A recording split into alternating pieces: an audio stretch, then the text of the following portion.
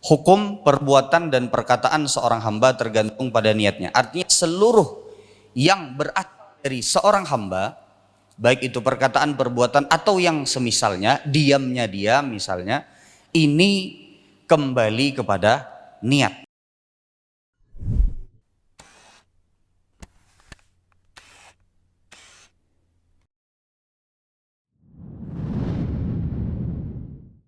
Bismillahirrahmanirrahim. Assalamualaikum warahmatullahi wabarakatuh. Alhamdulillahirabbil alamin wa bihi nasta'inu ala umuri dunya waddin. Wassalatu wassalamu ala asyrafil anbiya'i wal mursalin wa ala alihi wa ashabihi wa man tabi'ahum bi ihsanin ila yaumiddin. Amma ba'd. Ma'asyiral muslimin dan muslimat rahimani wa rahimakumullah jami'an. Alhamdulillah, pertama kita bersyukur kepada Allah Azza wa Jalla atas semua nikmat yang Allah Subhanahu wa taala berikan kepada kita semua. Kita memohon kepada Allah Subhanahu wa taala semoga Allah Subhanahu wa taala memberikan kepada kita keikhlasan, dan semoga Allah Subhanahu wa taala memberikan taufik kepada kita atas semua apa yang telah kita lakukan, dan semoga Allah Subhanahu wa taala memberikan hidayah kepada kita sampai nanti Allah Subhanahu wa taala mewafatkan kita semua. Amin ya rabbal alamin. Ma'asyiral muslimin dan muslimat rahimani wa rahimakumullah jami'an. Pada pertemuan yang telah lalu kita telah membahas yang berkaitan dengan muqaddimah al-qawaid al-fiqhiyah, muqaddimah kaidah-kaidah fikih, dan kita telah sebutkan beberapa hal yang diantaranya bahwa di dalam pembahasan para ulama yang berkaitan dengan fikih, maka para ulama membuat kaidah-kaidah yang kaidah-kaidah tersebut diantara tujuannya adalah untuk memudahkan para penuntut ilmu untuk bisa merangkum permasalahan-permasalahan fikih yang sangat banyak sekali, yang hukum-hukumnya mungkin bisa lebih dari ribuan dan berkembang dari zaman ke zaman. Jadi semakin banyak masalah-masalah baru, maka akan timbul pula hukum-hukum yang baru, tentu saja yang didasari dengan dalil-dalil yang sahih dan juga ijtihad para ulama. Maka untuk memudahkan para penuntut ilmu untuk bisa melihat dan bisa mengumpulkan atau mengingat atau menyimpan yang kaitannya adalah dengan kaidah, atau untuk bisa mudah menyimpan permasalahan-permasalahan fikih yang sangat begitu banyak, para ulama memberikan kepada kita kemudahan dengan membuat kaidah. Kalau sebagaimana yang kita sebutkan bahwa untuk kaidah itu sendiri, yang kaidah paling besar itu 5. Kaidah yang paling besar itu 5, dan kita pada pertemuan telah lalu sedikit sudah kita singgung. Jadi kalau antum mau mudah, jadi antum fikih misalnya, kan masalahnya ada ratusan bahkan ribuan. Para ulama membuat 5 fikih ini untuk memasukkan dan untuk supaya antum mudah mengingat, ketimbang antum belajar misalnya setengah jam, ya antum belajar setengah jam, antum belajar 3 masalah fikih, dan antum belajar setengah jam misal 1 kaidah fikih. 3 masalah fikih berarti yang antum dapatkan adalah berapa? Berarti 3 masalah. Antum belajar kaidah fiqhiyah, 1 kaidah itu bisa membawahi sampai ribuan masalah. Tapi tentu saja bukan berarti kita tidak belajar fikih, enggak. Tapi ini untuk supaya antum bisa mudah di dalam belajar fikih. Dan kita telah sebutkan bahwa dari sekian ribuan masalah fikih, para ulama menjadikan 5 kaidah yang hampir seluruh permasalahan fikih masuk ke dalam 5 kaidah ini. Dan ini yang insya Allah akan kita pelajari di pertemuan-pertemuan yang juga akan datang. Baik, 5 kaidah tersebut kita sedikit untuk mengulangi adalah, di antaranya yang pertama al-umuru bimaqasidiha. Ini yang pertama adalah segala sesuatu, hukum, perbuatan, perkataan seorang hamba itu berdasarkan dengan maksudnya, berdasarkan dengan niatnya. Artinya seluruhnya perkataan, perbuatan ini dihukumi berdasarkan niatnya, dan ini kaidah insyaallah yang akan kita bahas pada pertemuan kali ini. Yang kedua Ada kaidah yang disebut oleh para ulama dengan al-masyaqqatu tajlibut taisir. Seluruh kesulitan selalu akan mendatangkan kemudahan. Seluruh kesulitan selalu dan pasti di dalam syariat kita akan mendatangkan kemudahan. Jadi tidak ada kesulitan yang tidak ada solusinya. Selalu akan ada solusinya. Setiap kali ada kesulitan pasti akan ada keringanan. Sebagai contoh, seperti misalnya kita tidak bisa sholat berdiri, maka ada syariat yang namanya sholat duduk. Pian kada kawa sholat duduk, maka ada syariat yang namanya sholat berbaring. Pian tidak bisa sholat berbaring, maka ada keringanan lagi. Misalnya sholatnya pakai cuman sekedar isyarat. Kada kawa jua pakai isyarat, pakai kedipan mata. Tidak bisa juga pakai kedipan mata, ya sudah sholatnya pakai hati. Bisa dimengerti sama sini Pak. Contoh yang lain, pian kesulitan. Pada saat pian bersafar, kemudian pada saat pian safar kada kuat puasa, maka ada datang hukum yang disebut dengan rukhsah, disebut dengan keringanan. Pian boleh tidak berpuasa, tapi nanti membayar di hari yang lain. Ini yang disebut dengan al-masyaqqatu tajlibut taisir. Tidak ada kesulitan di dalam syariat kita yang masing-masing kesulitan tersebut bergantung kepada person. Karena kesulitan di dalam syariat itu Pak, secara asal itu tidak ada. Itu satu. Kalaupun ada, itu terkadang sesuai dengan kondisi dan keadaan kita masing-masing. Bisa jadi seseorang pada saat sholat, yang satu kuat sholat berdiri, yang satu tidak kuat sholat berdiri. Artinya masing-masing dari orang, person itu memiliki kesulitan yang berbeda, sehingga hukumnya pun berbeda-beda. Dan setiap kesulitan kalaupun ada, pasti syariat memberikan keringanan. Bisa dimengerti semua? Ini kurang lebih makna al-masyaqqatu tajlibut taisir. Yang ketiga, ada kaidah al-yaqinu la yazulu bisyak. Ini kita secara umum dulu, nanti akan kita tafsil, akan kita perjelas satu persatu. Yang ketiga, al-yaqinu la yazulu bisyak. Bahwa sesuatu yang yakin tidak akan pernah bisa hilang dengan sesuatu keraguan. Dan ini di seluruh hukum fikih. Sesuatu yang yakin tidak akan pernah bisa dihilangkan dengan sesuatu yang ragu. Dan ini di seluruh hukum fikih. Baik itu di dalam bab ibadah. Ulun beri contoh. Seperti misalnya, kalau pian sholat malam tadi sudah berwudu. Jam 3 malam, pian mulai start sholat malam. Lalu kemudian setelah selesai sholat malam, 3:30 pian mengaji-ngaji. Mengaji-ngaji, duduk setumat, minum teh, minum kopi, turun langsung ke Masjid Al-Faruq. Di muka lawang,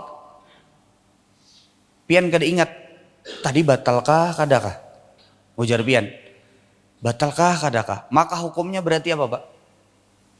Pian lupa, kada ingat. Pas sampai di muka lawang, ulun tadi batalkah kadakah? Berarti hukumnya apa? Belum batal. Kenapa? Karena pian sudah yakin bahwa pian sudah berwudu, buktinya pian sudah sholat, kemudian misalnya pian sudah mengaji. Yang pian ragu adalah apa? Batalnya apa berwudunya yang pian ragu? Batal apa berwudu? Batalnya. Sehingga keyakinan pian yang sudah berwudu, yang pian dengan wudu tersebut sudah sholat malam, tidak bisa hilang dengan yang namanya keraguan. Karena pian ragu, batal apa tidak. Ini di dalam masalah ibadah. Al-yaqinu la yazulu bisyak. Sebuah keraguan tidak akan pernah bisa menghilangkan sesuatu yang yakin. Ulun beri contoh di muamalah. Seperti yang disebutkan tadi, di seluruh bab. Ini al-yaqinu la yazulu bisyak. Di dalam contoh bab muamalah. Misal, seperti pian berhutang lawan kawan pian.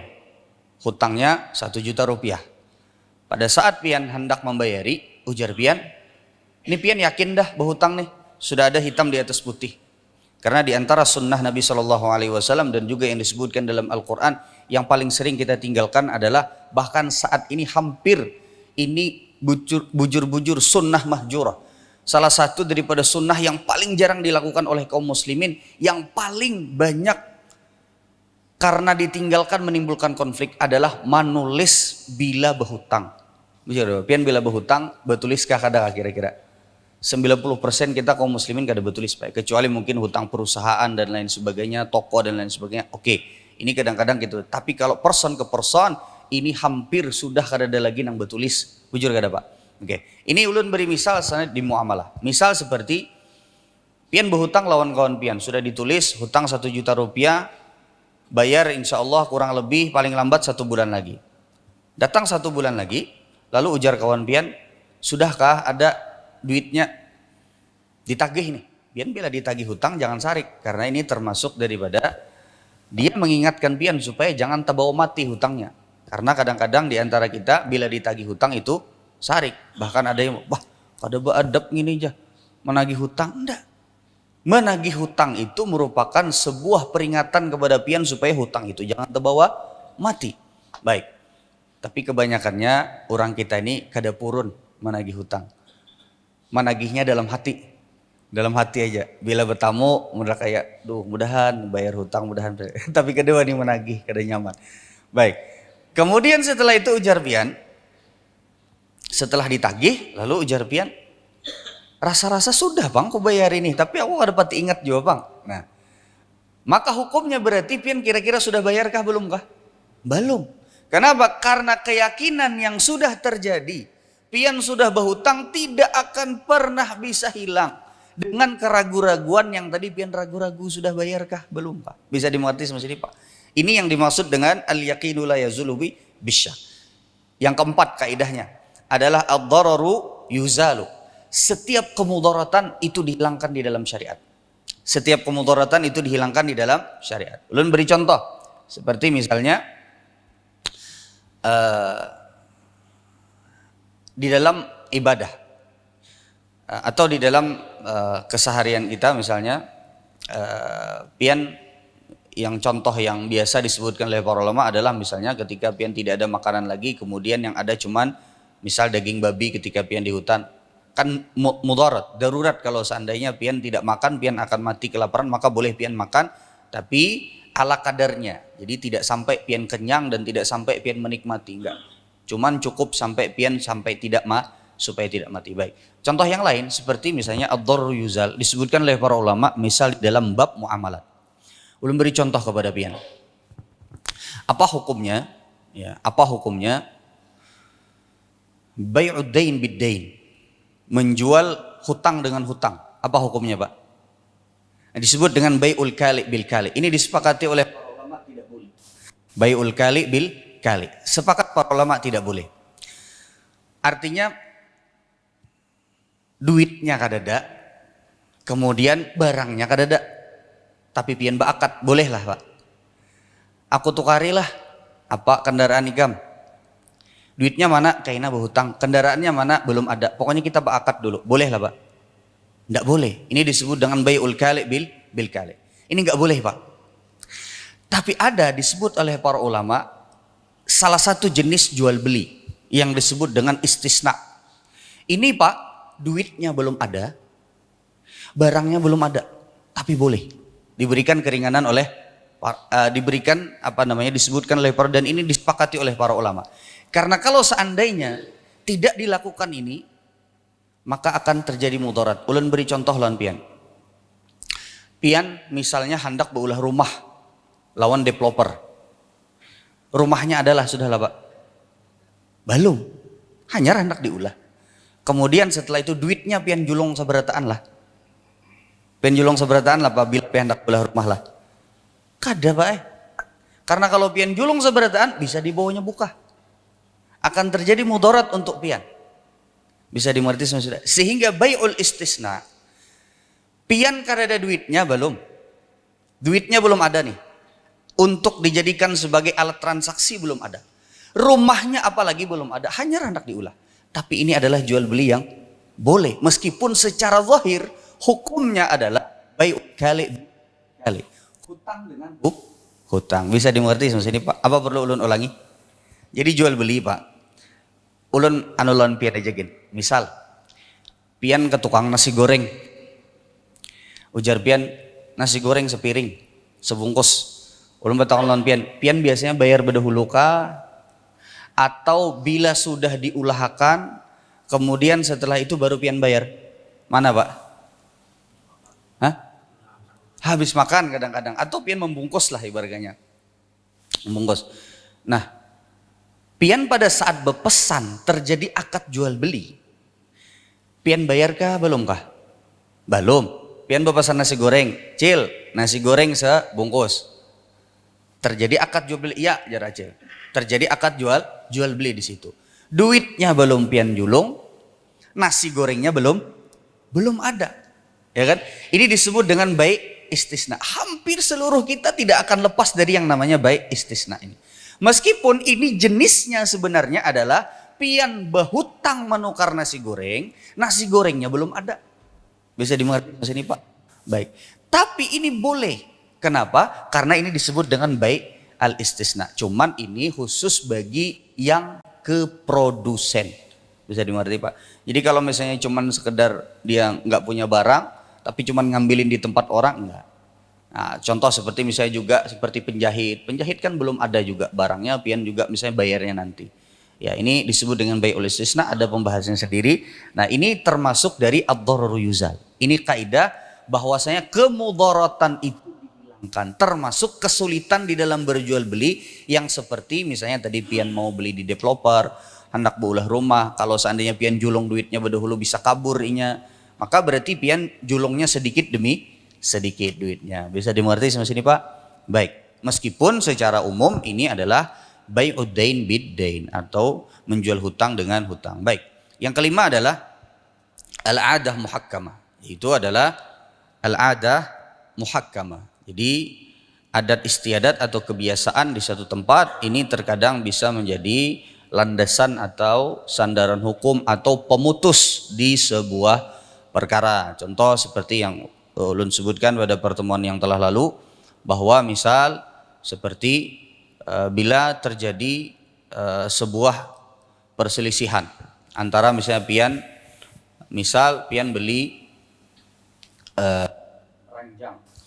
beli ranjang di sebuah toko, kemudian setelah itu ternyata misalnya ranjangnya tidak diantar-antar, ya ranjangnya tidak diantar-antar. Pian beli misalnya dengan harga 2 juta rupiah.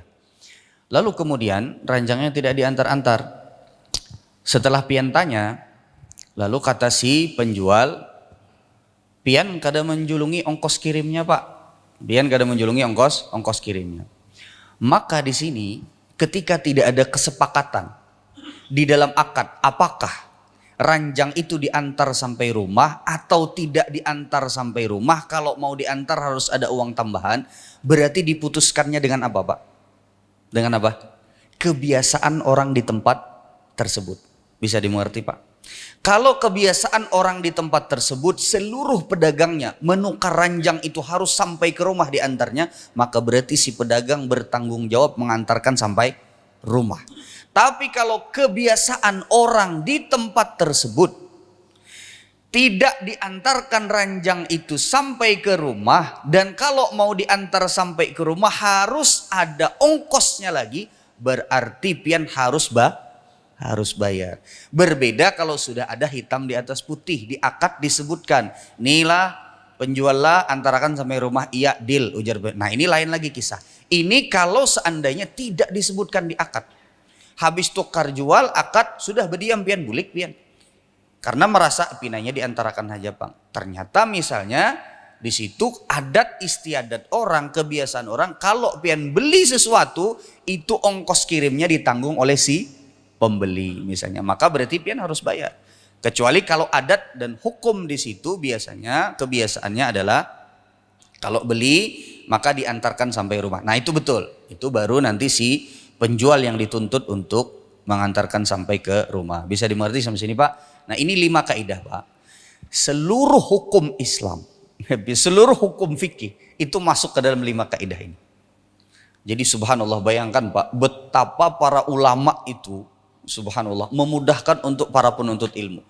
Hukum yang ribuan, puluhan ribu, bahkan jutaan berkembang nanti sampai hari kiamat itu tidak keluar dari 5 kaidah ini. Sehingga ketika pian memahami 5 kaidah ini, itu lebih mudah untuk pian memahami, lebih mudah untuk pian mengingat yang namanya hukum-hukum fikih. Karena hukum fikih itu satu dan lainnya berkaitan satu sama lain. Baik, sampai sini bisa dimengerti Pak? Baik. Kemudian yang akan kita bahas pada kesempatan kali ini adalah sebuah kaidah, ya, yang kaidah ini merupakan kaidah yang pertama, al-umuru bimaqasidiha. Al-umur bimaqasidiha. Ya, tadi yang kaitannya adalah dengan Ini yang pertama adalah kaidah al-umuru, kalau bahasa Arabnya begini Pak, al-umuru bi maqasidiha. Al-umuru bi maqasidiha. Nah, ini kaidah yang pertama. Tadi kan kita bilang ada berapa Pak? 5. Ya. Ini kaidah yang pertama dari yang disebut oleh para ulama dengan al-qawaid al-kulliyah al-kubra. Kaidah 5 di antara kaidah-kaidah yang paling besar. Jadi kaidah itu Pak, selain dari hukum fikih itu kan ribuan. Kalau kaidah itu juga ratusan, banyak juga kaidah. Tapi kaidah fikih itu nanti seluruhnya masuk akan ke yang 5 tadi. Jadi masing-masing dari kaidah ini, misalnya kaidah yang pertama al-umuru bimaqasidiha, dia punya anak banyak. Nah, nanti insya Allah akan kita bahas juga beberapa anak daripada kaidah ini. Al-umuru bimaqasidiha, yang pertama arti secara bahasanya. Ini artinya secara bahasa, atau kalau kita artinya secara letterlek. Iya. Ini adalah segala sesuatu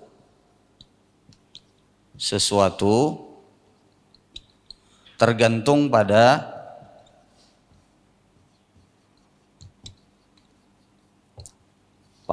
tujuannya. Baik. Ini kalau diterjemahkan secara bahasa, segala sesuatu tergantung pada tujuan. Adapun makna dari kaidah ini,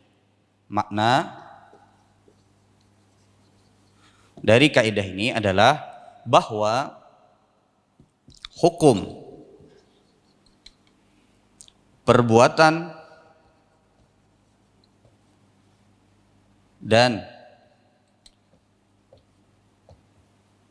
perkataan seorang hamba tergantung pada niatnya.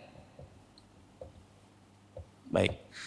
Hukum perbuatan dan perkataan seorang hamba tergantung pada niatnya. Artinya seluruh yang berasal dari seorang hamba, baik itu perkataan, perbuatan atau yang semisalnya, diamnya dia misalnya, ini kembali kepada niat. Dan ini di seluruh hukum fikih, baik itu di fikih ibadah ataupun juga di fikih muamalah. Ulun ulangi, bahwa hukum perbuatan dan perkataan seorang hamba tergantung pada niatnya. Tergantung pada niatnya untuk memutuskan di antaranya beberapa perkara. 1, sah atau tidak. Yang kedua, besar kecilnya pahala. Kemudian perbedaan antara jenis perbuatan. Baik, ulun beri contoh. Sah atau tidaknya sebuah perbuatan. Jadi kan tadi hukum perbuatan dan perkataan seorang hamba tergantung pada apanya Pak? Niatnya. Baik. Tergantung pada niatnya untuk memutuskan apa? 1 di antara yang disebutkan oleh para ulama adalah sah atau tidaknya perbuatan tersebut. Misal seperti pian sholat atau pian berwudu, atau pian yang lebih gampang, puasa. Pian menahan lapar, menahan segala sesuatu yang membatalkan puasa dari terbit fajar sampai terbenam matahari. Tapi niat pian adalah supaya wakurus awak, supaya diet. Ujar pian ulun lamak banar sudah, setena parut ganal banar sudah. Lalu hendak supaya parut ini bahalus. Dari terbit fajar sampai terbenam matahari, pian menahan segala sesuatu yang bisa membuat pian lamak. Di antaranya adalah segala sesuatu yang bisa membatalkan puasa. Pian tidak melakukan apa-apa yang membatalkan puasa. Lalu kemudian, sahkah perbuatan pian tersebut disebut dengan puasa? Sah apa tidak Pak? Sah apa tidak?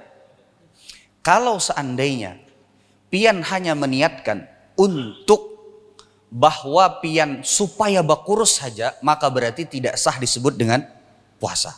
Tapi kalau ada niat bahwa ini adalah puasa untuk Allah, tapi ada juga supaya bakurus awak, maka berarti sah dikatakan sebagai puasa. Bisa dimengerti Pak? Apa yang membedakan perbuatan pian dari terbit fajar sampai terbenam matahari? Padahal yang pian kerjakan semuanya sama, tidak ada bedanya. Yang pian tinggalkan semuanya sama, tidak ada bedanya.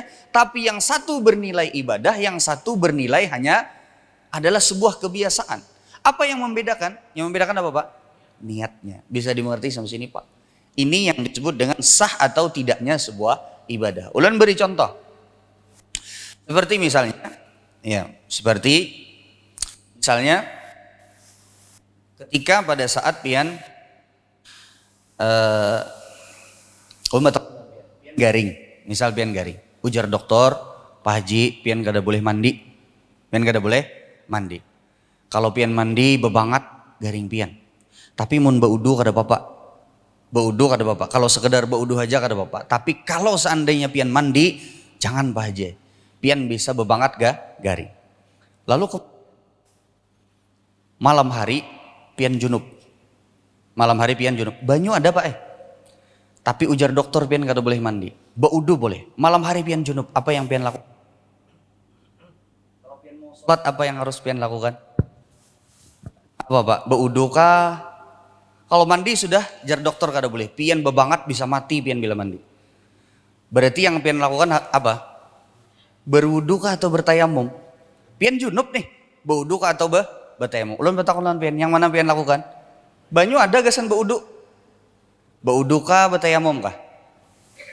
Yang mana yang benar Pak? Bertayamum kan harus kada ada air. Berwudu kah Wak? Kenapa jadi pian bertayamum? Yang benar yang mana? Bertayamum Pak Mudahnya pian ini dipengaruhi. Subhanallah. Bertayamum karena wudu itu cuman sekedar untuk hadas kecil. Adapun tayamum itu untuk hadas kecil dan hadas besar. Makanya Bapak Ibu sekalian yang dirahmati oleh Allah Subhanahu wa taala, Ammar bin Yasir radhiyallahu taala anhu, pernah suatu ketika beliau kehabisan air di sebuah safar, maka kata Ammar bin Yasir, fatamarraqtu fit turab. Aku bergulung-gulung di mana? Di pasir. Karena beliau mengira bahwasanya kalau mandi junub berarti itu harus pakai air kan seluruh tubuh. Lalu beliau bergulung-gulung di pasir. Fatamarraqtu fit turabi kama tamarraqad dabbah. Seperti bergulung-gulungnya binatang melata, mungkin ular atau apa, mungkin bergulung-gulung kan biasanya mereka. Nah, kata Ammar bin Yasir, sahabat ini, beliau mengatakan bahwasanya ulun wahai Nabi, ulun bergulung-gulung. Lalu ujar Nabi SAW, cukuplah engkau dengan bertayamum, dengan mengusap wajah, kemudian setelah itu mengusap tangan. Nah, ulun bertakon lawan pian. Wudu itu kan cuman untuk hadas kecil. Nah, istimewanya tayamum ini adalah untuk hadas kecil kecil dan hadas besar.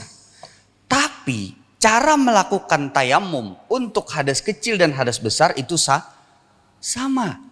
Sehingga kalau pian dalam kasus yang tadi kita sebutkan, ujar dokter pian kada boleh mandi. Kalau baudu boleh, maka berarti pian pilihnya tayamum.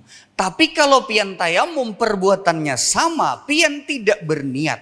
Hanya sekedar berniat untuk sholat saja, tapi tidak berniat untuk mengangkat hadas besar, maka tayamum pian tidak sah. Karena kalau pian berniat untuk sholat saja, bisa jadi hadas kecil, bisa jadi hadas besar. Makanya kalau pian tidak bisa, nih harus diperhatikan bala. Tayamum itu bisa untuk hadas kecil, hadas besar. Tapi kalau pian lagi dalam keadaan junub, maka kalau pian cuman meniatkan mengangkat hadas kecil, tidak sah tayamum pian untuk sholat. Harus diniatkan untuk hadas besar. Bisa dimengerti sampai sini Pak? Jadi perbuatannya sama, tapi efeknya berbeda.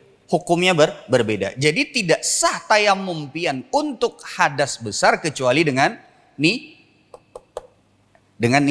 niat. Bisa dimengerti sampai sini Pak? Nah, ini diantara contoh sah atau tidaknya sebuah perbuatan. Padahal perbuatan sama, kemudian juga misalnya namanya yang diusap debunya sama, yang diusap adalah anggota tubuhnya sama, tapi ketika niatnya yang satu untuk hadas kecil tidak sah berarti tayamum untuk junubnya, yang satu berniat untuk tayamum hadas besar berarti tayamumnya sah untuk hadas besar. Sekelas dengan mandi junub, tapi dengan tayamum. Bila memang tidak bisa dan tidak diperbolehkan pian untuk menggunakan air. Bisa dimengerti sampai sini Pak? Baik. Kemudian yang berikutnya, hukum perbuatan dan perkataan seorang hamba tergantung pada niatnya, sah atau tidaknya. Tadi diantaranya sudah kita sebutkan contohnya. Yang kedua adalah besar kecilnya apa? Pahala. Ini juga ditentukan dari niat. Ditentukan dari niat. Ulun beri contoh. Misal seperti ya, pian datang ke masjid. Datang ke masjid, pada saat datang ke masjid, niat pian adalah sholat subuh. Niat pian adalah sholat subuh.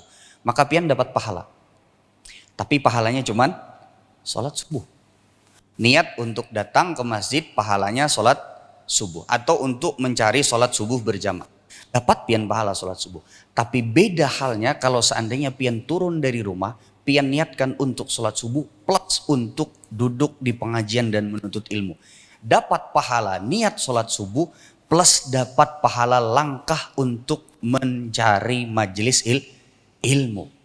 Bisa dimengerti sampai sini Pak? Nah ini diantara poin atau fungsi daripada niat. Besar kecil pahala seorang hamba, baik itu dari perbuatan atau perkataannya, maka itu ditentukan oleh niatnya. Dan ini diantara makna al-umuru bimaqasidiha, bahwa segala sesuatu itu tergantung pada tujuan dan niatnya. Bisa dimengerti sampai sini? Baik. Kemudian besar dan kecilnya pahala. Kemudian setelahnya diantaranya juga hukum perbuatan dan perkataan seorang hamba tergantung pada niatnya. Diantaranya juga adalah untuk perbedaan antara jenis perbuatan. Karena diantara yang kita ketahui bahwa yang namanya yang kita perbuat ini ada ibadah, ada adat, ada kebiasaan. Nah ini diantara yang membedakannya adalah dengan niat. Contoh seperti misalnya ketika misalnya pian mandi, ya ketika pian mandi pada saat hari Jumat misalnya, pada saat hari Jumat pian mandi sebelum berangkat sholat Jumat. Ketika pian mandi, cuman pian berniat untuk supaya mandi bebersih aja, mandi supaya dingin, supaya sigar aja, maka pian cuman sekedar dapat sigarnya aja.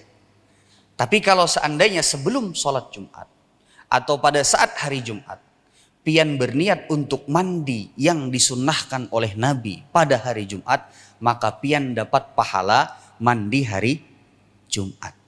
Bisa dimengerti pas ini. Padahal sama-sama habis banyunya seember sama, sabun yang dipakai sama, kemudian juga misalnya waktu pian untuk mandi di dalam kamar mandi itu sama, tapi efek daripada perbuatan tersebut diakibatkan karena niatnya itu berbeda. Yang satu cuman mandi supaya sigar, yang satu mandi menunaikan sunnah Nabi Muhammad SAW, mandi pada hari Jumat. Bisa dimengerti sampai sini Pak? Ya karena di dalam sebuah hadis Nabi SAW sebutkan, oleh Tirmidzi dan juga Abu Daud, ya, disebutkan bahwasanya orang yang mandi kemudian setelah itu mendekat kepada imam, kemudian setelah itu dia tidak berbuat lagha pada saat Jumatnya, kemudian dia berjalan kaki ke masjid, meskipun misalnya rumahnya tidak terlalu jauh, misalnya apalagi kalau seandainya rumahnya jauh, maka di dalam sebuah hadis Nabi SAW mengatakan, hadisnya sangat masyhur sekali, setiap langkahnya itu adalah ibadah selama 1 tahun. Siyamuha wa qiyamuha. Jadi pian melangkah ke hari Jumat kalau terpenuhi syarat-syaratnya tadi, pian 1 langkah itu Pak. Sebutkan dalam hadis tersebut dan hadisnya dihasankan oleh Syekh Al-Albani rahimahullah, bahwa pian melangkah itu, 1 langkah itu pian seperti beribadah 1 tahun. Seperti ini 1 langkah nih, pian mulai rumah membuka lawang, antara rumah pian ke masjid ini paling cuman 10 langkah. Paling cuman 10 langkah. Misal Ustaz Hafiz misalnya parak sini rumah 10 langkah sidin, Habis mandi, kemudian setelah itu terpenuhi syarat-syaratnya, buka lawang, 1, 2, 3, 4, 5, 6, 7, 8, 9, 10 langkah nih. 10 langkah itu Pak, satu langkahnya dihitung dengan 1 tahun ibadah, yang 1 tahun ibadah itu diantaranya disebutkan oleh Nabi adalah siyamuha wa qiyamuha. Siangnya pian berpuasa, malamnya pian qiyamul lail. Han, nyamannya Pak. Akibat apa? Niat. 10 langkah berarti kalikan setahun. Kalikan setahun berarti 10 tahun. Kira-kira kita setahunnya kuatkah kadakah puasa siang lawan qiyamul lail malam? Istiqomah kuatkah kadakah? Kada kuat Pak. Jarang ada yang pasti ada bolong-bolongnya. Nah, pian dengan niat ini pian bisa mendapatkan pahala. Apalagi kalau pian antara masjid dengan rumah pian 100 langkah, bayangkan. Berarti berapa? 100 tahun. Akibat apa? Niat. Bisa dimengerti sampai sini Pak? Baik. Apalagi? Baik. Ini yang berkaitan dengan segala sesuatu tergantung pada tujuannya. Yang tadi maknanya adalah hukum perbuatan dan perkataan seorang hamba tergantung pada niatnya, baik dalam hal sah atau tidaknya perbuatan tersebut, besar kecilnya pahala yang akan didapatkan, perbedaan antara jenis perbuatan satu sama lainnya. Baik itu antara ibadah dengan ibadah, baik itu antara ibadah dengan adat. Bisa dimengerti sampai sini Pak? Baik. Kemudian kaidah ini adalah salah satu kaidah yang merupakan kaidah yang dilandaskan dari Al-Quran dan juga hadis Nabi SAW. Jadi kaidah ini Pak, rata-rata kaidah yang 5 itu semua ada dalilnya, baik dari Al-Quran ataupun juga hadis Nabi Muhammad SAW. Kalau kaidah ini apa dalilnya? Kita ambil satu persatu. Dari Al-Quran surah An-Nisa ayat ke-100. An-Nisa ayat ke-100. Surah An-Nisa ayat ke-100. Allah Subhanahu wa taala berfirman, "Wa may yakhruj min baitihi muhajiran ila Allah wa rasulihi summa yudrikhul mautu faqad waqa'a ajruhu 'ala Allah." Barang siapa yang kata Allah Subhanahu wa taala dia keluar untuk berhijrah. Barang siapa yang dia keluar untuk berhijrah untuk kepada Allah dan kepada Rasulnya. Jadi niatnya untuk Allah dan Rasulnya. Hijrah kepada Allah dan kepada Rasulnya. Summa yudrikhul maut, di tengah jalan meninggal dunia.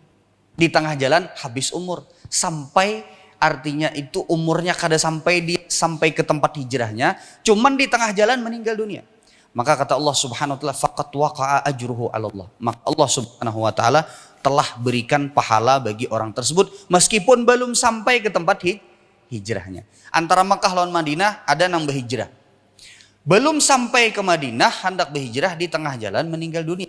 Maka pahala hijrahnya sudah dicatat oleh Allah Subhanahu wa ta'ala. Ada orang yang hendak berhijrah dari satu tempat yang buruk, hendak berhijrah ke tempat yang baik. Seperti di Banjar, ada wilayah di mana di situ narkoba banyak, kejahatan banyak di situ, kemudian perzinaan banyak di situ. Dia ingin menyelamatkan agamanya, akhirnya dia pindah ke Komplek Permata Bunda di Parak Masjid Al-Faruq. Karena di situ misalnya lingkungannya bagus, kemudian setelah itu orangnya ramah-ramah, kemudian pengajian ada di situ, misalnya kawah untuk menambah keimanan. Kemudian dia pindah ke sini.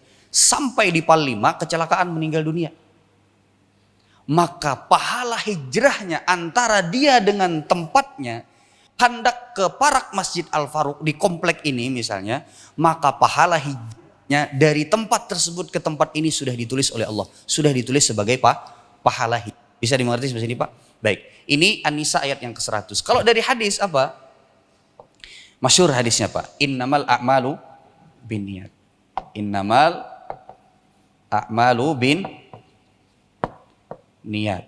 Sesungguhnya setiap perbuatan itu berdasarkan niatnya. Kemudian kata Nabi SAW, wa innama likulli imri'im ma nawa. Sesungguhnya, nah ini hadisnya panjang, innamal a'malu binniyat, sesungguhnya setiap perbuatan itu tergantung pada niatnya. Dan wa innama likulli imri'im ma nawa, dan setiap orang itu akan mendapatkan pahala, ganjaran atau dosa tergantung daripada niatnya. Jadi besar kecilnya pahala, besar kecilnya dosa itu juga tergantung kepada niatnya. Dan ini adalah inti daripada kaidah al-umuru bimaqasidiha. Makanya sebagian para ulama Mereka ketika menyebutkan, jadi al-umuru bimaqasidiha ini adalah kaidah yang lafadznya ini paling banyak dipakai oleh para ulama. Bimaqasidiha, bahwa segala sesuatu tergantung pada niat dan tujuan. Tapi sebagian para ulama mereka tidak mau menggunakan lafaz ini, nggak mau.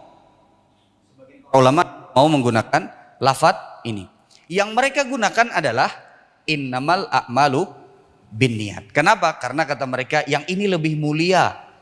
Karena ini berdasarkan dari hadis Nabi Muhammad SAW. Tapi tidak masalah, ulun sebutkan ini karena yang paling banyak dipakai oleh para ulama terdahulu adalah kaidah ini. Namun mereka juga tidak pernah meninggalkan hadis ini untuk dijadikan sebagai dalil dari kaidah ini. Bisa dimuat di sini Pak? Dan ini Bapak Ibu sekalian yang dirahmati oleh Allah Subhanahu wa taala, yang berkaitan dengan al-umuru bimaqasidiha, ini kata para ulama adalah kaidah yang kaitannya adalah dengan setengah agama. Dengan setengah agama. Baik. Karena begini. Kita semua tahu syarat diterimanya amal soleh ada berapa? 2. 1, ikhlas. Yang kedua adalah ittiba.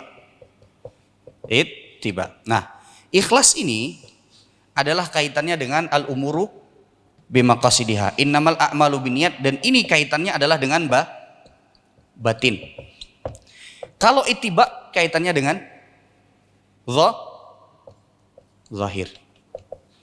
Jadi batin itu kaitannya dengan innamal a'malu binniyat al-umuru bimaqasidiha. Adapun ittiba mengikuti perintah Nabi SAW, mengikuti sunnah Nabi Muhammad SAW, ini kaitannya adalah dengan perkara yang zahir. Pian hendak sholat sebagaimana tata cara sholat Nabi Muhammad SAW. Nah, berarti ittibanya pian itu dicerminkan dari apa? Dari yang zahir. Pian mau sholat bagaimana sholatnya Nabi Muhammad SAW, ittibanya dengan yang zahir. Sholat pian kan zahir, tampak dan lihat. Tapi kalau masalah batin, masalah hati, nah ini adalah kaitannya dengan innamal a'malu binniyat. Sehingga para ulama menyebutkan kaidah ini adalah kaidah yang berisi setengah agama. Karena setengahnya lagi adalah ittiba. Kaitannya adalah dengan sesuatu yang zahir, yang tadi yang pertama syaratnya adalah dengan al-umuru bimaqasidiha. Bisa dimengerti sampai sini Pak? Baik. Ijamnya bujur kah salah Pak? Bujurlah. Baik, ulun rasa cukup sampai demikian. Insyaallah akan kita lanjutkan kembali pada pertemuan yang akan datang berkaitan dengan kaidah al-umuru bimaqasidiha. Ini baru mukaddimah dari kaidah ini. Insyaallah akan kita sebutkan kembali perinciannya. Kemudian setelah itu juga contoh-contohnya lebih dalam nanti akan kita sebutkan. Kemudian juga hukum-hukum yang berkaitan dengan al-umuru bimaqasidiha, baik itu adalah di dalam bab ibadah ataupun juga di dalam bab muamalah. Ulun rasa cukup sampai demikian.